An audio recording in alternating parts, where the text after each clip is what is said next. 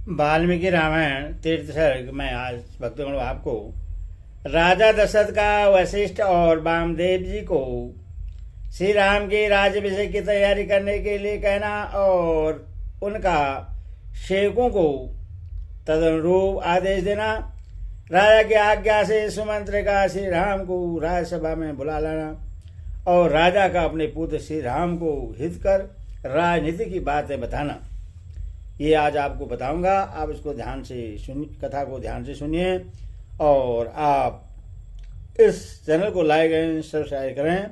भगवान राम आपका कल्याण करेंगे। कथा सुनिए।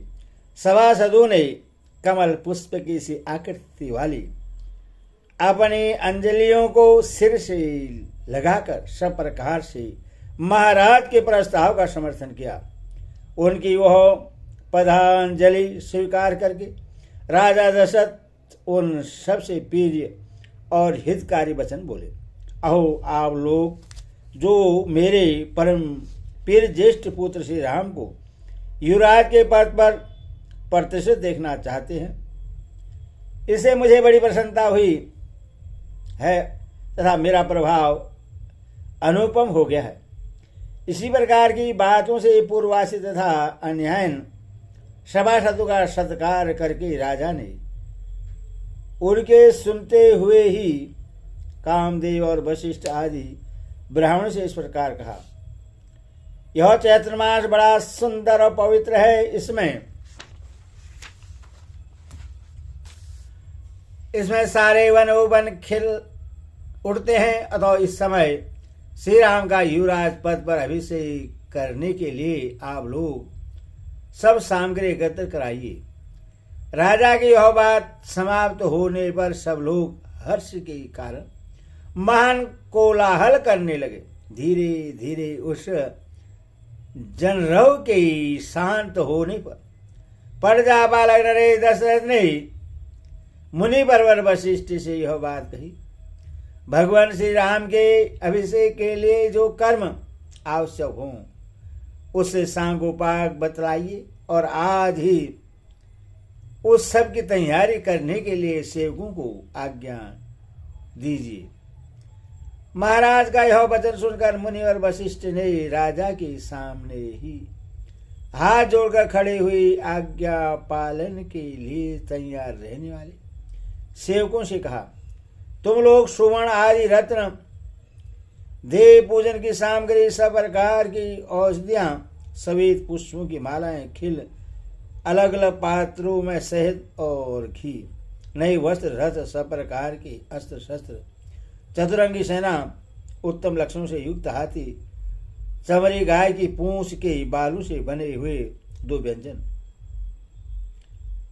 ध्वज सफेद छत्र, अग्नि के समान दीप्तिमान, सोने के 100 कलश, सुवर्ण की मड़े हुए सिंगों वाला एक सांड समूचा व्याघ्र चंद तथा और जो कुछ भी वासन्य वस्तु है उन सबको एकत्रित करो और प्रातःकाल महाराज की अग्रशाला में पहुंचा दो। आनंदपूर्णा समस्त नगर के सभी दरवाजों को चंदन और मालाओं से सजा दो और वहां ऐसे धूप सुलगा दो जो अपनी सुगंध से लोगों को आकर्षित कर ले। दही, दूध और घी आदि से युक्त अत्यंत उत्तम एवं गुणकारी अन्न तैयार कराओ जो 1 लाख ब्राह्मणों के भोजन के लिए पर्याप्त हो। कल प्रातःकाल श्रेष्ठ ब्राह्मणों का सत्कार करके उन्हें वह अन्न प्रदान करो। साँझ घी, दही, खिल और पर्याप्त दक्षिणाएं भी दो। कल सूर्योदय होते ही स्वस्थ वाचन होगा, इसके लिए ब्राह्मण को निमंत्रण करो और उनके लिए आसनों का प्रबंध कर लो। नगर में सब और पताकाएं फहराई जाए तथा राजमार्ग पर छिड़काव कराया जाए। समस्त ताल जीवी, संगीत निपुण पुरुष और सुंदर वेशभूषा से विभूषित वारांगनाएं, नृत्यज्ञां राजमहल की दूसरी कक्षा ड्यूटी में पहुंचकर खड़ी रहे। देव मंदिरों में तथा चैतन्य वृक्षों के नीचे या चौराहे पर जो पूजनीय देवता हैं उन्हें पृथक पृथक भक्ष्य भोज्य पदार्थ एवं दक्षिणा प्रस्तुत करनी चाहिए। लंबी तलवार लिए और गोधा चर्म के बने दस्ताने पहने और कमर कसकर तैयार रहने वाले सूरवीर योद्धा स्वस्थ वस्त्र धारण के महाराज के महान अभुदयशाली आंगन में प्रवेश करें। सेवकों को इस प्रकार कार्य करने का आदेश देकर दोनों ब्राह्मण वशिष्ठ और वामदेव ने पुरोहित द्वारा संपादित होने योग्य क्रियाओं को स्वयं पूर्ण किया। राजा के बताए हुए कार्यों के अतिरिक्त भी जो शेष आवश्यक कर्तव्य था उससे भी उन लोगों ने राजा से पूछकर स्वयं ही संपन्न किया। तदनंतर महाराज के पास जाकर प्रसन्नता और हर्ष से भरी हुई वे दोनों श्रेष्ठ द्विज बोले, राजन, आपने जैसा कहा था उसके अनुसार सब कार्य संपन्न हो गया।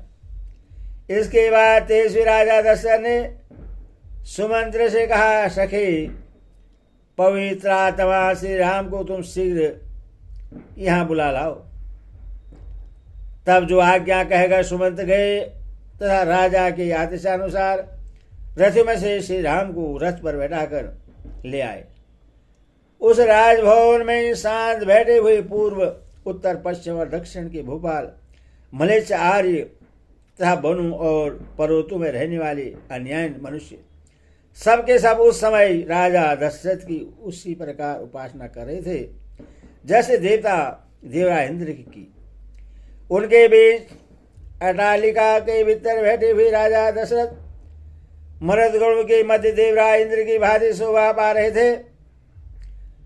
उन्होंने वहां से अपने पुत्र श्री राम को अपने पास आते देखा, जो गर्दभराज के समान तेजस्वी था। उनका पुरुष समस्त संसार में विख्यात था। उनका पौरस समस्त संसार में विख्यात था। उनकी भुजाएं बड़ी और बल महान था। वे मतवाले गजराज के समान बड़ी मस्ती के साथ चल रहे थे। उनका मुख चंद्रमा से भी अधिक कांतिवान था। श्री राम का दर्शन सबको अत्यंत प्रिय लगता था। वे अपने रूप और उदारता आदि गुणों से लोगों की दृष्टि और मन आकर्षित कर लेते थे। जैसे धूप में तपे हुए प्राणियों को मेघ आनंद प्रदान करता है, उसी प्रकार वे समस्त प्रजा को परम आहत देते रहते थे। आते हुए श्री राम जी की ओर एकटक देखते हुए राजा दशरथ को तृप्ति नहीं होती थी। सुमंत्र ने उस श्रेष्ठ रथ से श्री राम जी को उतारा और जब वे पिता के समीप जाने लगे तब सुमंत्र भी उनके पीछे पीछे हाथ जोड़े हुए गए। वो राजमहल कैलाश शिखर के समान उज्जवल और ऊंचा था। रघुकुल को आनंद करने वाले श्री राम महाराज का दर्शन करने के लिए सुमंत्र के साथ सहसा उस पर चढ़ गए। श्री राम दोनों हाथ जोड़कर विनम्र भाव से पिता के पास गए और अपना नाम सुनाते हुए उन्होंने उनके दोनों चरणों में प्रणाम किया। श्री राम को पास आकर हाथ जोड़ प्रणाम करते देख राजा ने उनके दोनों हाथ पकड़ लिए और अपने प्रिय पुत्र को पास खींचकर छाती से लगा लिया। उस समय राजा ने उन श्री रामचंद्र जी को मणि जटित सुवर्ण से विभूषित एक परम सुंदर सिंहासन पर बैठने की आज्ञा दी, जो पहले से उन्हीं के लिए वहां उपस्थित किया गया था। जैसे निर्मल सूर्य उदय काल में मेरु पर्वत को अपनी किरणों से उदासित कर देते हैं, उसी प्रकार श्री रघुनाथ जी उस श्रेष्ठ आसन को ग्रहण करके अपनी ही प्रभा से उससे प्रकाशित करने लगे। उनसे प्रकाशित हुए वो सभी भी बड़ी शोभा पा रही थी। ठीक उसी तरह जैसे निर्मल ग्रह और नक्षत्रों से भरा हुआ शरत काल का आकाश चंद्रमा से उदासित हो उठता है, जैसे सुंदर वेशभूषा से अलंकृत हुए अपने ही प्रतिबिंब को दर्पण में देखकर मनुष्य को बड़ा संतोष प्राप्त होता है, उसी प्रकार अपने शोभाशाली पीरी पुत्र उन श्री राम को देखकर राजा बड़े प्रसन्न हुए। जैसे कश्यप देवराज इंद्र को पुकारते हैं, उसी प्रकार पुत्रवानों में श्रेष्ठ राजा दशरथ सिंहासन में बैठे हुए अपने पुत्र श्री राम को संबोधित करके उनसे सुटकार बोले, बेटा तुम्हारा जन्म मेरी बड़ी महारानी कौशल्या के गर्भ से हुआ था। तुम अपनी माता के अनुरूप ही उत्पन्न हुए हो। श्री राम तुम गुणों में मुझसे भी बढ़कर हो, अतः मेरे परम प्रिय पुत्र हो। तुमने अपने गुणों से इन समस्त प्रजाओं को प्रसन्न कर लिया है, इसीलिए कल पुष्य नक्षत्र के युग में युवराज का पद ग्रहण करो। बेटा यदि भी तुम स्वभाव से ही गुणवान हो और तुम्हारे विषय में यही सबका निर्णय है, तथापि मैं सन्निवश सद्गुण संपन्न होने पर भी तुम्हें कुछ हित की बातें बताता हूं। तुम और भी अधिक विनय का आश्रय लेकर सदा जितेंद्रिय बने रहो। काम और क्रोध से उत्पन्न होने वाले दुर्व्यसनों का सर्वदा त्याग कर दो।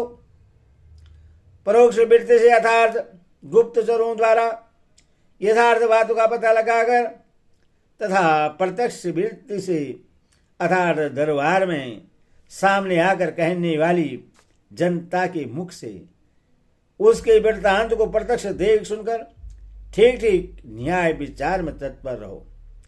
मंत्री, सेनापति आदि समस्त अधिकारियों तथा प्रजाजनों को सदा प्रश्न रखना।